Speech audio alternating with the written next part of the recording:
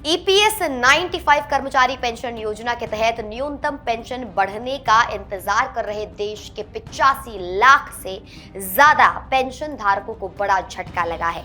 लंबे समय से ये उम्मीद जताई जा रही थी कि सरकार न्यूनतम मासिक पेंशन को 1,000 रुपए से बढ़ाकर 7,500 रुपए करने जा रही है, लेकिन अब केंद्र सरकार ने संसद में इस मुद्दे पर अपनी मंशा पूरी तरह साफ कर दी है। केंद्र श्रम और रोजगार मंत्रालय ने लोकसभा में एक सवाल का जवाब देते हुए स्पष्ट कर दिया कि न्यूनतम पेंशन को 7,500 रुपए करने का फिलहाल कोई प्रस्ताव या फैसला नहीं है।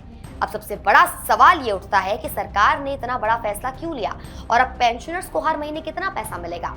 दक्षिण दिल्ली से बीजेपी सांसद रामवीर सिंह बिधूड़ी द्वारा पूछे गए सवाल के लिखित जवाब में केंद्र श्रम और रोजगार राज्य मंत्री ने बताया कि ईपीएस फंड की भविष्य की वित्तीय स्थिरता और देनदारियों को ध्यान में रखते हुए फिलहाल 1,000 रुपए की न्यूनतम पेंशन व्यवस्था ही लागू रहेगी। यानी 1 सितंबर 2014 से चली आ रही 1,000 रुपए की न्यूनतम मासिक पेंशन ही आगे भी पेंशन धारकों को मिलती रहेगी।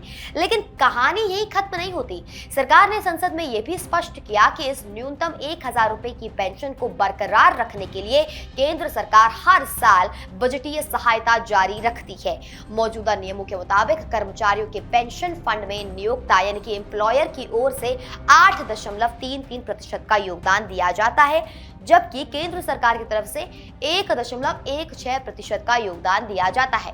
सरकार का कहना है कि ईपीएस फंड का संतुलन बनाए रखने के लिए ये बजटीय अंशदान बेहद जरूरी है। वहीं दूसरी तरफ पेंशन धारकों का गुस्सा और निराशा चरम पर है।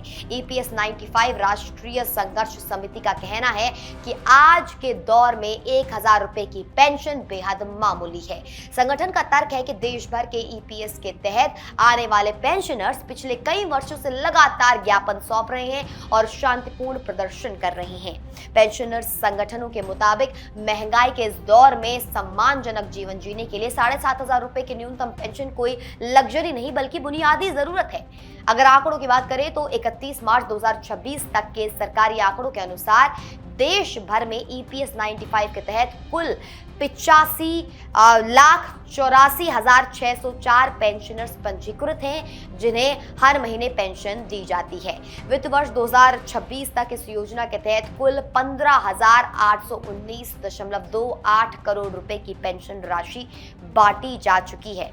इतने विशाल आंकड़े ये साबित करते हैं कि इस फैसले का सीधा असर देश के लाखों रिटायर्ड कर्मचारियों और उनके परिवारों के बजट पर पड़ रहा है।